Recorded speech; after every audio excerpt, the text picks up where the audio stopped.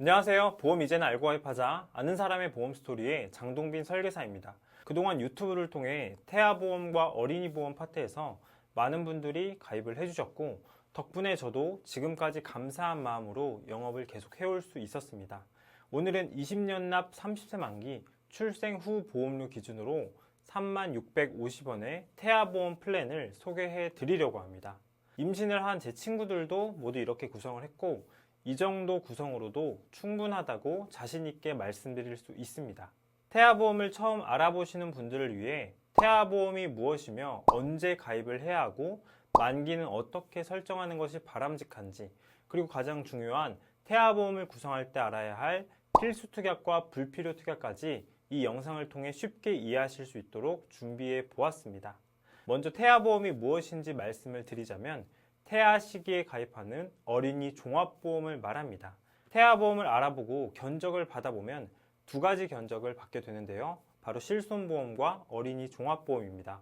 실손보험은 치료비의 대부분을 돌려주는 보험으로 현재 판매되고 있는 4세대 실비는 내가 낸 병원비의 7, 80%를 환급받을 수 있습니다.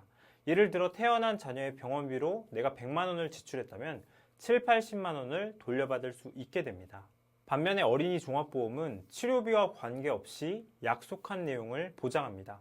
예를 들어 입원비 특약 10만 원에 가입했다고 하면 실제 입원으로 인한 치료비가 얼마나 나오는지와는 관계없이 계약에 약속한 대로 입원 하루당 10만 원씩 보장을 받게 됩니다. 열흘간 입원했다고 하면 10만 원 곱하기 10인 100만 원을 보장받을 수 있는 겁니다. 우리가 진단비라는 말 많이 들어보았는데요. 예를 들어 암 진단비 1억 원에 가입하고 암의 진단을 받으면 역시 내가 냈던 병원비와는 관계없이 약속한 1억 원을 보험금으로 받을 수 있게 됩니다. 실비는 병원비를 보장하는 역할이고요.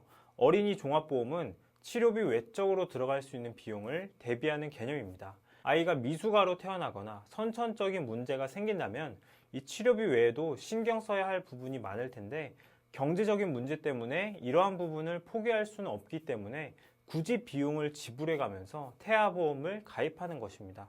그럼 이제 태아보험이 뭔지는 알겠는데 그러면 도대체 언제 가입을 해야 할까요? 태아보험은 임신 중에 가입을 해야 합니다. 하지만 태아보험도 다른 보험과 마찬가지로 고지 의무라고 해서 산모의 병력이나 태아의 상태에 따라 심사를 받게 됩니다. 이 태아보험의 계약 전 알릴 의무를 보시면 선천성 기형, 선천성 장애, 신경학적 결손, 염색체 이상 등이 있으면 보험사에 미리 알려야 하고 가입에 제한을 받을 수 있습니다.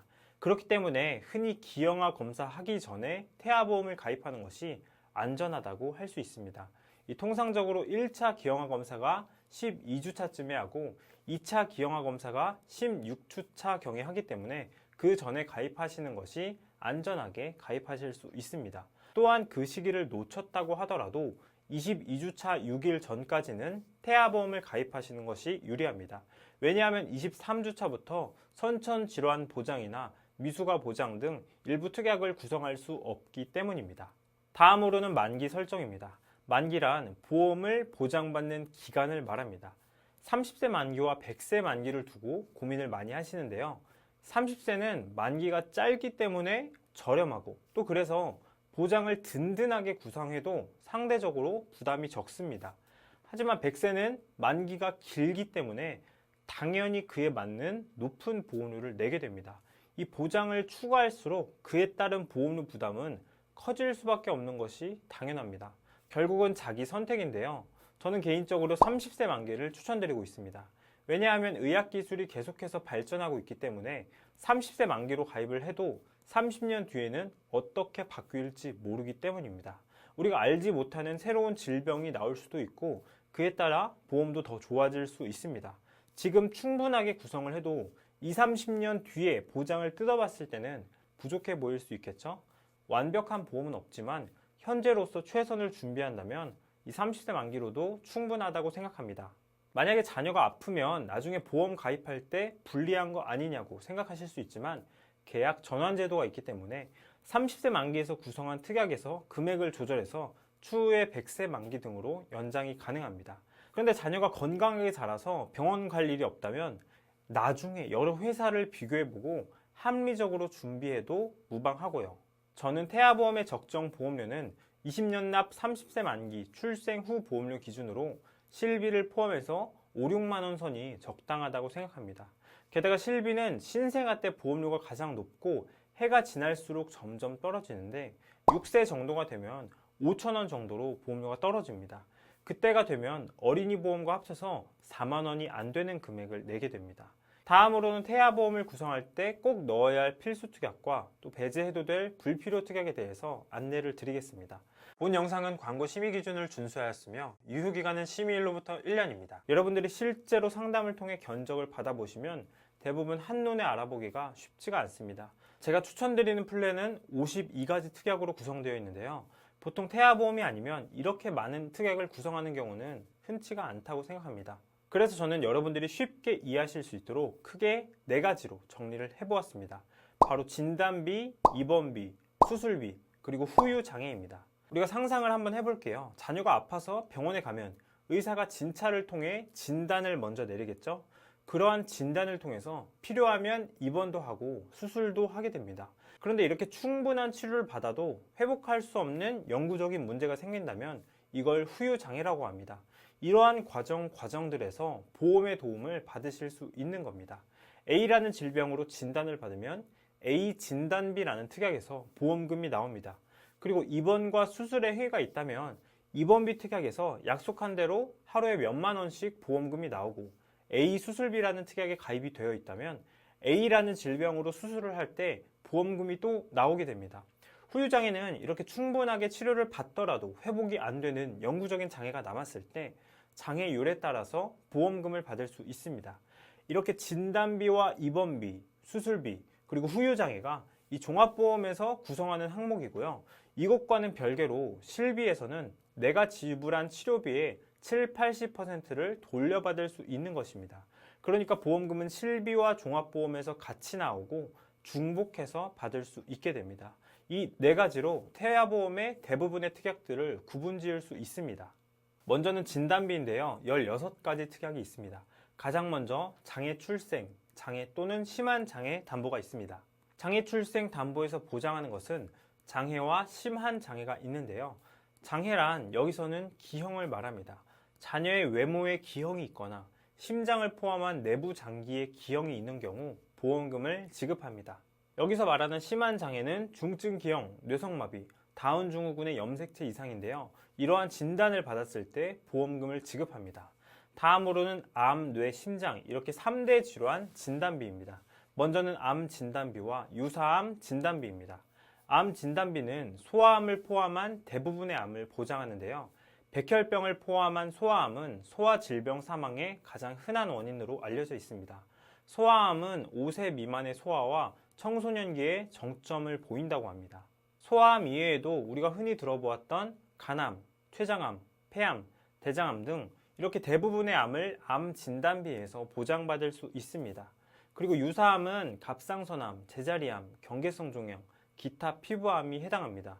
이렇게 암 진단비와 유사암 진단비로 모든 암에 대해 준비가 가능합니다.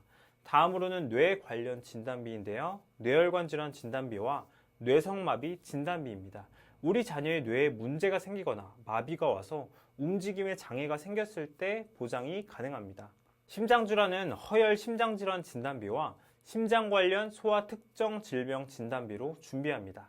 이렇게 3대 질환 외에 사고로 다쳤을 때 보장받을 수 있도록 골절, 화상, 중증 화상 진단비를 준비하고요. 중대한 재생불량성 빈혈, 중증 세균성 승막염, 수족구 진단비를 준비합니다. 이렇게 16가지 진단비 특약이 마무리되었고 이제는 입원비와 수술비 특약입니다. 입원비는 6가지 핵심 특약으로 구성을 했는데요. 먼저는 질병 입원비와 질병 중환자실 입원비입니다. 선천질환과 미숙아로 태어났을 때를 포함해서 아파서 질병의 치료를 목적으로 입원하는 경우는 이 특약에서 보상이 가능합니다. 특히 중환자실은 인큐베이터를 이용하는 경우에도 보장받으실 수 있습니다. 그리고 2.5kg 미만의 저체중아로 태어나는 경우 저체중아 입원비에서 보장받으실 수 있고 신생아 질병으로 입원하는 경우는 신생아 질병 입원비에서도 보장받을 수 있습니다. 이러한 입원비는 모두 중복해서 보장이 가능합니다. 예를 들어 저체중아로 인큐베이터를 이용하는 경우는 질병 입원비, 질병 중환자실 입원비, 저체중아 입원비, 그리고 신생아 질병 입원비에서 모두 중복해서 보장이 가능합니다. 그리고 사고로 다쳐서 입원하는 경우를 대비해서 상해 입원비와 상해 중환자실 입원비도 구성하였습니다. 이렇게 입원이라는 행위가 있을 때 입원비에서 하루에 몇만 원씩 보장이 가능하며 수술비 특약은 수술이라는 행위가 있어야 보상받을 수 있습니다. 수술비는 총 24개의 특약입니다. 먼저는 질병 수술비, 선천보암, 혀유착증 제외 특약입니다.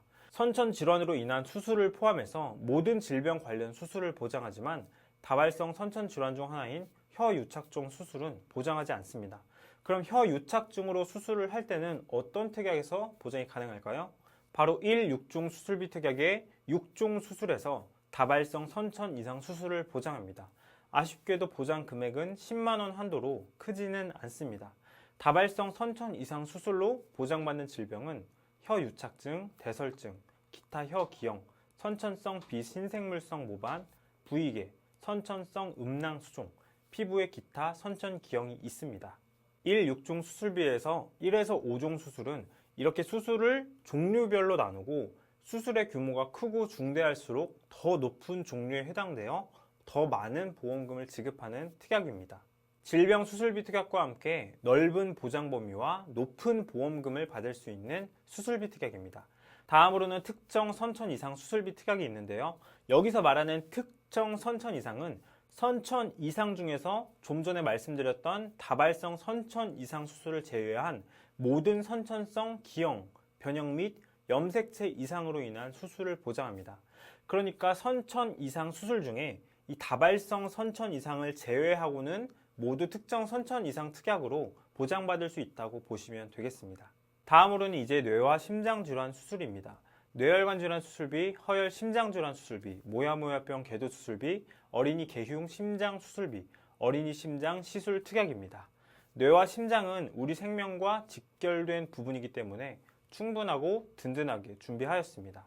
다음으로 사고로 다쳤을 때 하는 수술도 보장이 가능하도록 상해 종수술비, 중대한 특정 상해 수술비, 상해 흉터 성형 수술비도 보장하였습니다.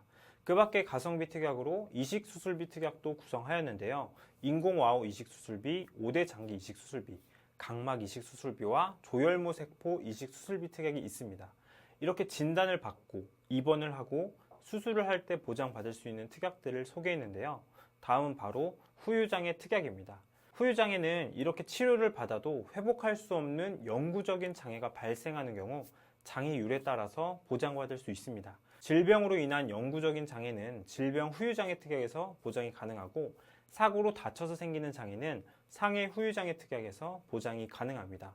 이 후유장애 특약의 보상은 약관에서 정한 장애율에 따라서 얼마나 큰 장애를 입었느냐에 따라서 보상이 가능하고 선천적인 질환이나 문제로 인해 발생한 장애도 질병 후유장애에서 보상이 가능하니 꼭 필요한 특약이라고 생각합니다. 그 밖에 나머지 특약으로는 보험료 납입 면제와 보험료 납입 지원, 스쿨존 사고 보장과 의료사고 법률 비용 보장 특약이 있습니다. 납입 면제는 보험료를 내다가 약관에서 정한 사유인 암, 뇌혈관 질환, 심혈관 질환, 중대한 재생 불량성 빈혈, 양성 뇌종양 진단을 받거나 50% 이상의 후유장애가 생기는 심각한 상황이 왔을 때 그리고 중대한 특정 상해 수술을 받았을 때 보장이 가능합니다. 납입 면제는 말 그대로 보험료를 면제시켜주는 제도입니다. 납입 지원은 유사암으로 진단을 받았을 경우 향후 납입하는 보험료의 절반을 깎아주는 특약입니다. 스쿨존 사고 보장은 말 그대로 스쿨존에서 교통사고가 났을 경우 보장받을 수 있는 특약이며 의료사고 법률 비용은 의료사고로 인해서 변호사를 선임해야 할 때 보장받을 수 있는 특약입니다. 이렇게 총 52개의 필수 특약을 정리해 드렸습니다. 이 보험료 대비해서 가성비가 높은 담보와 출생 후에 꼭 필요한 보장, 그리고 단연간의 청구 데이터를 통해 꼭 필요한 특약만 알차게 구성하였습니다. 그럼 불필요한 특약은 어떻게 구분할 수 있을까요? 2024년 10월 현재 기준으로 태아보험에서 구성할 수 있는 특약은 360가지가 넘습니다. 그렇기 때문에 일일이 다 말씀드리기는 어렵고 어떤 기준으로 불필요 특약을 나누게 되었는지 말씀을 드리겠습니다. 일단 보장 범위가 좁은 특약들은 모두 제외하였습니다. 제가 필수 특약으로 구성한 특약들이 가장 보장 범위가 넓고 범용성이 좋은 특약이라고 생각합니다. 진단비, 입원비, 수술비, 그리고 후유장애 특약들 중에서도 일부 특정 질환만 보장하거나 보장하는 기간이 짧거나 제한되는 특약들은 제외하였습니다. 그리고 보장이 중복되는 특약 역시 제외하시는 것이 좋습니다. 굳이 중복해서 보험금을 받으려고 하시는 것이 아니라면 제가 구성한 기본 특약들로도 충분하다고 생각합니다. 그리고 보장 금액이 적은 특약들도 제외하였습니다. 우리가 보험을 가입하는 이유가 5만 원이나 10만 원 받으려고 가입하는 것은 아니라고 생각합니다. 이 보장 금액이 작아서 실질적으로 도움이 안 될 것 같은 특약들도 모두 제외하였습니다.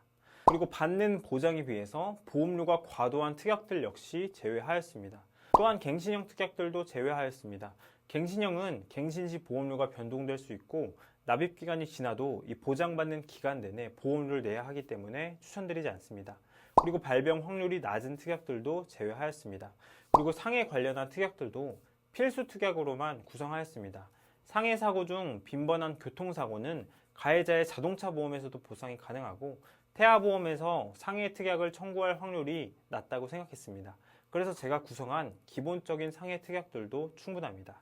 네, 이렇게 태아보험이 무엇이고 언제 가입해야 하고 어떻게 구성해야 하는지 말씀을 드렸습니다. 사실 이렇게 저희 같은 설계사들이야 매일 보고 고민하기 때문에 이렇게 말씀드릴 수 있는 것이지만 이 소비자들은 사실 헷갈리고 내 아이이기 때문에 더 걱정이 많으실 수 있습니다.